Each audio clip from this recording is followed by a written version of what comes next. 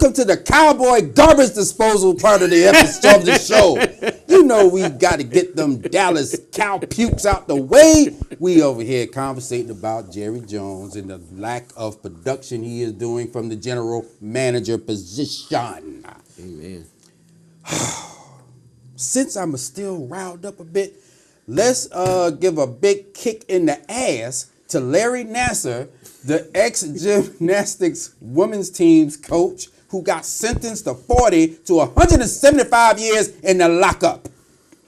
I hope they put him with the brothers and the white brothers and the Latino brothers up there and let them know what time it is. I'm getting sick of these people. They do this to these children. They take advantage of the innocence of a child, and then they do it in front of the parents. Yeah, he did that. Crazy. See what these cowboys do to me? They get me all. Ooh. Larry Nassar, go to hell. And Jerry, you too. Okay, let's move on to the Super Bowl 52. We started in September, and we are here almost. The Super Bowl is the following week. Two good teams. They were the two best teams in the whole NFL, both with the same record, 13-3. New England, Philadelphia. It's going to be good. Yes. New England is the home team. They chose to wear their white jerseys. I don't know why. Maybe in their two losses, they had on the blues, but they were the home team as well. So, you know, they tried to say, well, they were 3-0 in the thing. I don't know. We'll see. We'll see how it works out. You know how New England do, and you know, let's see what Philly can do. But we're going to have a whole show talking about that next week. Super Bowl 52. 50. Minnesota. 52. And hopefully Prince could come down and be like, not today, Brady. Let's see. But let's move on to maybe a coaching vacancy in Cleveland. Really? That's a funny picture. That is, I can't believe I got that picture, but I did. Tyronn Lue is on the hot seat. Unlike a coach in Dallas, he's not on the hot seat at all. But I'm sorry I keep sprinkling in them Dallas Cowboy things, but you know they irritate me when you have no production. You only got one playoff win in your whole tenure, but hey, he's not on the hot seat at all. For going to the finals for 2 straight years, winning one, he's on the hot seat because they're not playing well. Okay. Do you think he'll survive the season? I think if they can pull it together after the after All-Star break, I think he'll last till then. And then if they stumble out of All-Star break, could see a change. Well, you know, if it's up to LeBron, you know. Yeah, he'll be gone. He'll be gone. So he think he's Magic Johnson. He think he can just get people in and out of the thing. Yeah. LeBron got power. Now you hearing that he's mad that they didn't get Paul George, and is that true? I don't know. We don't know. My thing is he decided to stay in the East because he know he can dominate the East. If that man comes west, he's just a footnote. Sort of like a certain political candidate that ran as a Republican, and he happened to win because he knew he wasn't going to win as the other party, but he ran at that party because he knew he was going to win that one. It's the same concept. Yes, it is. Yes, we are rocking and rolling today. That's what them Cowboys do to you. It opens your mind onto certain things. It's disastrous. Something wonderful is happening. And the following week, Super Bowl weekend, the Walter Payton Man of the Year Award. It recognizes all the players, all 32 teams, and the teams pick a player, and they just recognize them for the deeds that they do in their communities and on the field. By the way, this is Walter Payton, the all-time great himself. Sweetness, and my favorite running back of all time. If I had to pick one, I'll pick Walter Payton because I actually seen him play. You know, and he can do the run, he could block, he can pass, he was a leader, he was tough, you couldn't bring him down, he was shifty, he was everything. And he didn't score in the Super Bowl. That's that Mike Ditka. I was just thinking that. That's Mike Ditka want to be cute and show business and put the fridge in there instead of Walter Payton. he did play for the Cowboys. I wonder if that, I don't think Landry would have did that, but you never know. Landry don't go for the flashy. He don't do that. He don't do that. But yes, the candidates are Greg Olsen, Benjamin Watson, and Mr. J.J. Watt. J.J. Watt. I miss Chris Berman. Yeah. I miss Chris Berman. I just comes and do spot duty. I think JJ's going to take it. I think so. 30 million plus. Yeah, what he did for Houston. So congratulations to all of the nominees. For anyone that cares, Travis Frederick is the nominee from the Dallas Cowboys. Bums. Anyway, the Giants have a new head coach. It's Pat Shurmur, the former offensive coordinator for the Minnesota Vikings, who scored 7 points against Philadelphia. So you're bringing in a guy who offense struggled against Philadelphia to a team Played that's them twice. already struggling on offense. And play him twice a year. We'll see how that turns out. But we'll see. He should have his 2 weapons back next year. So he'll have Beckham. I don't know about Marshall because he really wasn't anything anyway.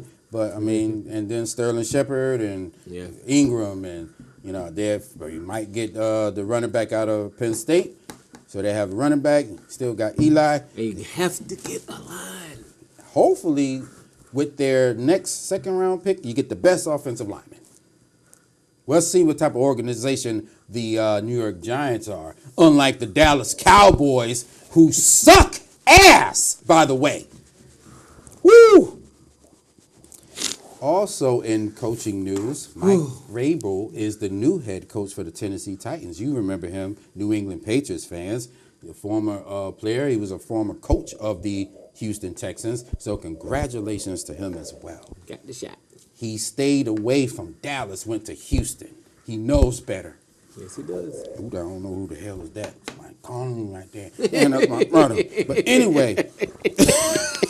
Let's move on with just a little talk about the NFC Championship game. It started out good. Minnesota got that touchdown, and then Philadelphia just pop, pop, pop, pop. Then they got overly excited. Yeah. I really thought that the Minnesota defense was elite and top-notch. And for them to come in this championship game playing like the way they did and finish the way they did, it's going to leave a bad taste in their mouth. And they have a good coach in Mike Zimmer, that's the disappointing part, that they put forth that effort. That game was just...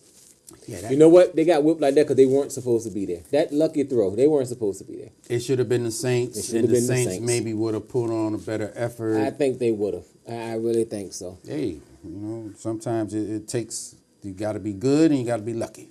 But they was unlucky in that game. So congratulations to the Eagles. AFC Championship game, you had the Patriots and the Jacksonville Jaguars. They looked like they was going to do it, Kevin. For a minute. Yeah, for a minute, all right. In my opinion, what cost Jacksonville the game was the end of the first half when I think it was on a punt or a kickoff. They got the ball, 55 seconds left, 2 timeouts, and they decided to kneel on the ball. Of course, the Patriots said, okay, go kneel on the ball, and we'll see you at the end of the game where you'll be going back to Jacksonville, a loser. That was, to me, the whole game. Whole game. Like I told every Eagles fan, you have to watch out for Bill. Bill's the king of second half adjustments. He tweaks adjustments. As you watchers of the program know what adjustments mean, there's a certain coach in Dallas who doesn't make adjustments. Oh boy. Yeah, that's the key. He nickels and dimes those adjustments in the third, and then he slap you fully in the fourth. And that's how they get him out. Amazing. Yeah. Bill Belichick. He made that adjustment. He said, Jacksonville, you're not running this football no more. Bam. Shut it down. Yep. He said, you're going to beat me, you're going to have to beat me with Bortles. Unlike the coach in Dallas, he decides to say, hey, keep sacking my quarterback 6-7 times. I ain't going to do nothing. Oh, no. No help, no anything. No help. Poor Jacquez Green. And speaking of that, that's what I told the guy. I said, can you imagine just telling Bennett to chip the guy as he goes out for his route, gave Brady that couple of extra seconds in the pocket that he needed to throw the ball. Just clip. Yeah. Speaking of Tom Brady, Nathan Brady, He's another Super Bowl. This is his 8th, his 7th Super Bowl. This is the Patriots' 10th Super Bowl. I don't think another player, even though he lost 2, this is his 8th, right? Mm-hmm. I don't think another player is going to equal that. Get to, especially with one team, get to this many Super Bowls. I mean, I know, all this talk, he's the GOAT, oh, he's not, and this and that. Okay, that's up for debate, but you have to recognize going to this many Super Bowls and your argument, playing in a pathetic AFC East, and even with that at AFC conference most of the time. Yeah, that's right. Because like in the West, one team would dominate while everybody else is stumbling amongst themselves. Then you have the South where you can win with a losing record half of the time. So it's. Well, I understand your point. You still have to play the game. Still got to play the game. Still got to play the game, but it's like your path is so. Ryan said it best. Remember that year? We did our part. We beat New England. Nobody else wants to beat them. It's reminiscent for all the old school people that was around in the 70s. This is the same thing the Cowboys did. When you look at the record, they dominated their division because the Eagles at the time, the Giants, Redskins, and Cardinals was not good. So the Cowboys dominated that division. They had a couple of teams in the NFC that was good back then. The Vikings was good, and the Rams at that time were good. But, when you can get your division and, you only got to get 2 games and you're in the Super Bowl. So, it's a little difficult now because... Like they said, in the 70s, 5-year span, you've been to the Super Bowl. In the 10-year span, you've been to the Super Bowl 5 times. Represented the NFC 5 times in the Super Bowl.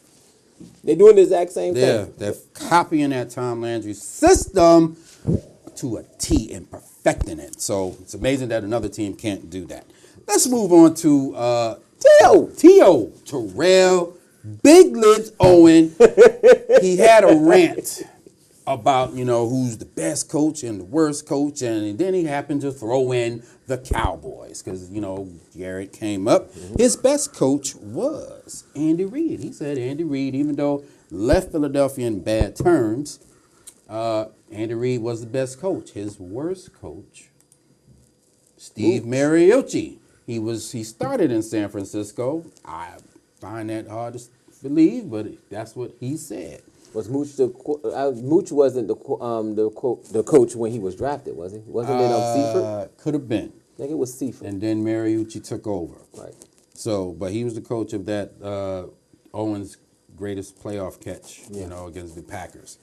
And, he throws in this guy, the man who can't make adjustments. Yes, Jason Redhead Care himself. He can't do it. And he said that he, very interesting in his rant, was on, I believe, Twitter, that Jason Garrett undermined the head coach, Wade Phillips, at that time. It seems to me that, the Jones family, and they wanted Jason Garrett as the head coach instead of Wade Phillips, and they brought him in and paid him more money as the offensive coordinator, and the coach didn't make that much money. It was crazy. It was nuts. And also you had these 3. You had Witten, Romo, and T.O. That was an explosive combination, Romo and T.O. Yeah, and the worst thing about it was, remember during that time, there was no running game. That's right. They did. Yeah, wait a minute now. They had Marion the Beast Barber. And he asked it one season. They had that line. Julius Jones, Felix Jones. They had that line. Leonard Davis. They had Colombo. They had the offensive line wasn't that good. They had a line. They sent like 2 guys to the Pro Bowl. T.O., hopefully you make to the Hall of Fame, you probably won't. They put Randy Moss in because he's on ESPN at this current time. Oh, they made the announcements already? They probably gonna do that already. Yes. They probably gonna, because he talks too much. So not what he did on the field, but anyway, folks, thanks for joining us. Thank you, Mr. Civils, again for coming back and doing this. And thank you for joining us.